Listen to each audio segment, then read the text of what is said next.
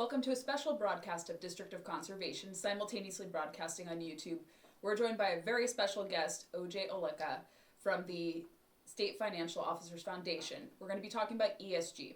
Listeners are familiar with environmental, social, and governance posturing because we talk about it as it relates to the government dictating climate and ESG posturing throughout wildlife management decisions, energy production, and the like. And we're here with OJ to get a sense of where ESG is going. OJ, thank you so much for joining. Thanks, Gabby. Good to be here.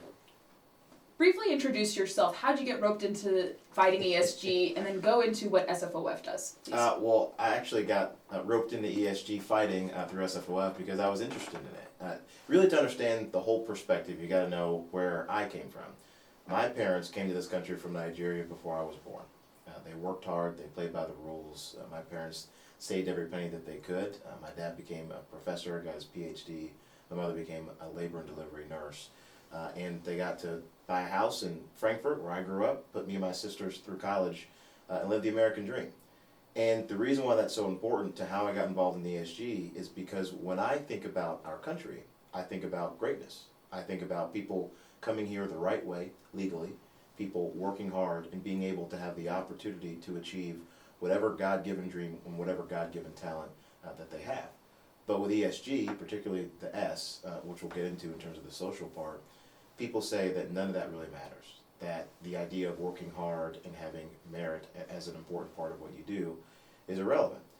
So when I had the opportunity to become the Chief Executive Officer for the State Financial Officers Foundation, I took it because what I want to do is push back against these forces from the left that say we should worship at the altar of the climate gods, that we should get rid of merit and instead focus on racial preferencing and outcomes, and that we should force businesses to do things against their interest. I don't want to do any of that because my life says that if you work hard, that if you do the right things, then you can be successful. So that's why I got involved in government and politics to begin with. I spent 4 years working for Treasurer Allison Ball, 3 years as her chief of staff, her deputy. So that really got me into the government game, so to speak. I got to really recognize and see how money was spent, how to protect taxpayer dollars against waste, fraud, and abuse. And I got to see ESG from that perspective way back in the day. So I spent some time in the private sector, ran a higher education association, saw the DEI portion there. And again, when I had the chance to fight it all in one place at SFOF, I had to take it because it mattered to me personally. I had seen it professionally. And I had a chance to step in fully in the fight. And I can personally speak to and attest to the great work that SFOF does because in my professional capacity with Independent Women's Forum, I've gone to several of your guys' events. Mm-hmm. Fantastic. And it's helped to educate me about ESG because my first exposure to ESG, and listeners will be familiar with this, is when the debanking movement of the firearms industry first occurred. So to me, that was the perfect contextualization. Yep. Then listeners are also familiar with seeing, like I said, that creeping ESG climate posturing on hunting, fishing, areas where it's not supposed to be politicized. Right. And a lot of listeners probably have 401ks, even if they're not directly involved in Wall Street or financial asset management. So people are becoming familiar even outside of the financial space. So to those who are not really so well versed on this or they're just learning about ESG, what is ESG for dummies essentially? Yeah, well, I'll explain it kind of long form because you talked about debanking, and I really want folks to understand how these things are connected. And also particularly how one of our treasurers, a former treasurer now, John Schroeder in Louisiana, he was one of the first ones to uncover this. There were banks in his state that were saying we weren't going to do any business with gun manufacturers. And he's like, well, if you're not going to do that, then you're actively saying that you don't care about the Second Amendment. You're actively deciding that these businesses are the reason for gun violence. If that's the instance that you're going to lead with, then we're just not going to do business with you, bank, and we're going to move our money elsewhere. That was a big deal when he did that initially, I think 6 or 7 years ago. And as you said, that was the beginning of ESG. That's also debanking. So these things all go together. In the short version of what ESG is, it's when you have an asset manager, some financial institution, basically people who have control over large funds, deciding that they're going to play ideological politics with the people's money and try to force businesses to engineer social outcomes. So each of the words, E, environmental, again, is the belief that you should make every decision based on a leftist perspective on what the climate is and what it's doing, even though the data don't suggest it. The S is social, and that's DEI all the way. It's this belief that we need to focus on racial preferences and because of historic grievances, give present day people preferences over other people for no real reason other than somebody felt bad about it, quite frankly. That's the S. And then you have the G, which is the governance. It means that if your business isn't doing it, if your business isn't forcing people on boards with complete disregard for merit, but focusing on quotas instead, then we're going to pull our funds away from you. It's weaponizing and politicizing the people's money. It's a bad thing. It's an awful thing. And it's one of the reasons why SFOF and our financial officers are fighting against it every single day. And you see in the outdoor industry, they've largely succeeded in trying to get oil and gas companies to decarbonize, which sounds extremely counterintuitive. Yes. But what I've noticed so far, it has not permeated in Bass Pro Shop, Cabela's, because they're private companies. They're not publicly traded. And I think the heads of those companies don't agree with ESG and kind of this radical posturing. So you don't really see it kind of permeate in outdoors, but they have successfully tried to get into energy, especially conventional oil and gas energy. But now you're starting to see a lot of these conglomerates who were buying into it, but realizing that they're going to be at the chopping block at the end of it if they succeed in decarbonizing. But you can't, because those goals will never be met. As my listeners know, it's only a 0.2 of a degree decrease, and then untold trillions of dollars of economic destruction, and you're not saving the environment. That's right. And so people are understanding that, I think. And at first, I think all of us who've been fighting ESG were told, well, resistance, it's this vast right-wing conspiracy, it's only conservatives. But 18 months later, since those proclamations, now they're kind of conceding defeat. Yeah. But the battle's obviously not over. That's right. So talk about ESG's landscape 2025. We have a new administration. It seems like the private sector is even turning against it. Yep. Maybe not necessarily wholly against it, but they're reshifting, not totally abandoning net zero, but they're kind of changing the language. What is your view of that? Why is that?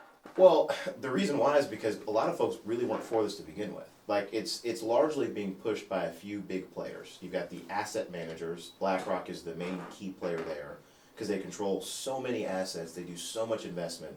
They've thrown their financial weight around to force people to be involved in so-called care about ESG. And then you had the Biden administration. Because of the full weight and force of the federal government issuing guidelines, making rules, forcing businesses to, again, implement DEI in their business, forcing them to look at ESG investing. Businesses, as they were taught to do when they went to business school, as they had to do when they got employed, they're looking at the markets. So you would hear people say, oh, it's a financial risk if you don't do ESG, or it's an environmental risk in terms of the business environment or the economic risk. Well, it's all because of government, and that's all because of a few big asset managers. So if you change the government, which we did last November, and you see the results of it with the executive orders a few weeks ago and ongoing, well, then all of a sudden a lot of that government risk is gone from an executive perspective. But also, you see courts ruling on this in favor of neutrality, in favor of fiduciary duty. There was a judge in Texas who had a good ruling that said you can care about ESG investing, but you can't make it equal, even, or even above financial returns. To your point, it makes no sense for an oil company to be involved in getting rid of carbon investment. That's literally what you do. You can't be a company like In-N-Out Burger or McDonald's or any company that deals with beef and be in favor of reducing beef consumption because of the carbon output. It makes no sense. It is literally costing your business money, which is the opposite of what you're supposed to do as a fiduciary person. And again, that just means that you're making sure that the interests are to make more money. So things are changing because the governmental environment has changed, and because of that, the market itself is able to shift back to where it wanted to be, which was neutral, to make as much money as possible based on your business. That's very true, and something we're still having to pay attention to, and I'm not sure how much you're familiar. I know your predecessor and a couple others, we were all very involved in stopping the SEC rule for natural asset companies. I'm sure you're very familiar. Yeah. But it really alarmed me that they were wanting to create these entities to trade on the New York Stock Exchange to basically gobble up private and public lands. Yep. And I didn't really see much outrage from my fellow sportsmen and women until they were starting to get educated. But they were perfectly fine with it, saying we could use it to our advantage. But it really would have enabled the BlackRocks of the world, perhaps even foreign adversaries, to get control and ownership of these NACs and then dictate what you can and cannot do, kicking people off public lands, for instance, and then losing that access, which is so precious for multiple uses. And then private people are going to be lumped into this through conservation easements or other types of barriers potentially, and then that land becomes just off limits. And so that did scare a lot of people, but that is still something we have to worry about, the assets, the natural accounting. That's right. But people are fending it off slowly but surely, but even that was also very troubling, especially for my audience, because they were learning and they were like, how is this possible? I would lose access under a potential NAC structure, like, and the government is going to sell it to the BlackRocks of the world. Like, we don't want that. And what I tell folks is, if the government in D.C. is trying to control it, it's probably a bad idea. And just it's a basic question to ask yourself: who knows better how to deal with the land in your community?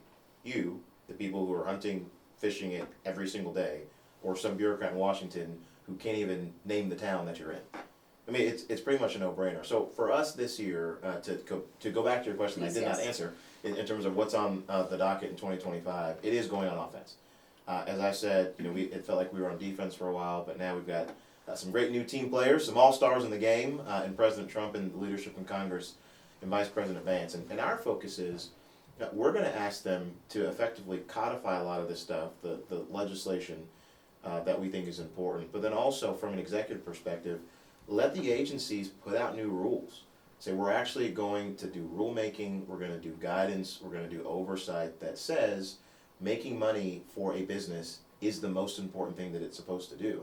You are to respond to your shareholders. You are to make sure that you can be as efficient with customers' dollars, with investors' dollars as you can, and just reinforce it in the rules that fiduciary duty reigns supreme as opposed to ideological investing like ESG. And this kind of whole of government posturing, which did encompass a lot of climate and ESG notions from the past 4 years, we saw President Trump with the swipe of an executive order. He eliminated much of that, which is very encouraging. So we're not going to see this ESG posturing in any energy-related rulemaking, conservation-related rulemaking. So listeners can be rest assured of that. That's very encouraging. But there's still, like you said, action that has to be codified by Congress, because an EO doesn't really have teeth on its own. It needs to have backing from Congress. I think the ERISA rule from the Department of Labor is one, because that is now law.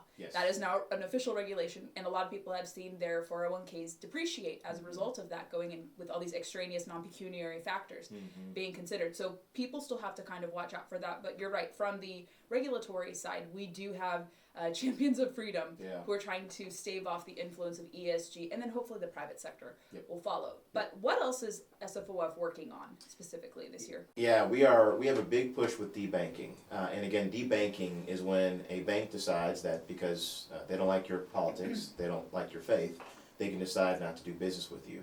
And I want to kind of separate out the two things, because banks should have the ability to not do business with somebody who's doing something illegal. If you are engaged in some illegal business, you're selling drugs, a bank doesn't have to bank with you even though you have a bank account with them. That makes sense. That's not what we're talking about here. What we're talking about is the kind of nebulous idea of, quote, reputational risk. As in, Gabby's running a great podcast and she's got to buy a new microphone, so she has a bank account that she can pull funds out to do that. If whatever bank that you're banking with says, well, I don't like this podcast, she had that OJ guy on there, he's got an annoying voice, he's weird, I don't like it, I'm going to get rid of her bank account, that would be a problem. They would say that reputational risk, quote unquote, is reason enough. Or what we're hearing is that they don't tell you why at all they drop you as a customer. They just decide to do it. And we've really seen this in some pretty significant ways. These have been people who are giving money to charity, giving money to churches. These are people who are giving money to conservative causes in banks, particularly the Bank of America. They have just said, we're not going to do business with you anymore. That is a violation of the First Amendment, in my opinion, depending on how they do it. And the president called this out. We talked about this last year, and the reason why I'm bringing so much detail to it now is because what we want to do this year is make sure that other people know that if this is happening to them, they're not alone. So we launched a national database to get as much stories, as much information as we can from folks all across the country to say, if you've been debanked, if you feel like this has happened to you, tell us. This actually happened to one of our financial officers. Is that so? This is an elected official, Andrew Sorrell, the auditor of Alabama. This happened to him 3 different times, and he owns a gun, like a pawn shop that sells guns. It happened to him with his credit card, it happened to him with his bank account. Like, he's gone into detail about this, he's written an op-ed on it. He's an elected official. It's happened to Sam Brownback, who is a former ambassador, who's a former governor, who's a former United States senator. Like, the fact that these folks, based on what some middle manager at some bank feels about their politics and their business, can potentially lose it all. We know that it's happening to regular Americans. We've gotten responses from people all across the country. So we're asking people to sign up to do that. That's at sfof.com. So if that's you and you've been debanked, we want to hear from you, because we want to make sure that we can lift your story up to the halls of Congress, to the people who can make these decisions state by state to fight for you. And where else would you like to send, as we round out this conversation, which has been fantastic, I think very illuminating for those who are wanting to know where ESG stands and groups like yours fighting it. But besides that website, which we will include in the show notes and in every vertical we can, where can people connect with you, SFOF? Please direct all the links you can. Yeah, again, sfof.com. And I would say for you, as a listener, look at who the state treasurer or the state auditor or the state comptroller is in your state. Those are the folks that are our financial officers. We've got 38 of them in 29 different states across the country, representing over 170 million Americans. Between the boards they sit on and the funds that they control, over $3 trillion in assets under management. These folks are your elected officials. They're your government leaders.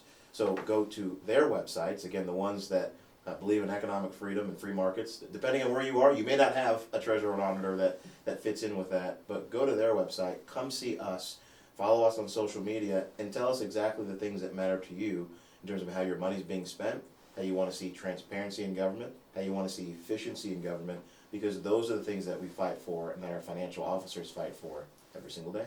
Well, you know that I am a big fan of SFOF. My listeners are now familiar with you all with this wonderful introduction to you, OJ. It's been a pleasure to have you on the show. I hope you come back. We'll do it. Maybe we can do quarterly updates to see like what ESG is doing and where it's trending. So thank you so much for coming on and sharing what you guys are up to. That'd be great. Thanks, Gabby.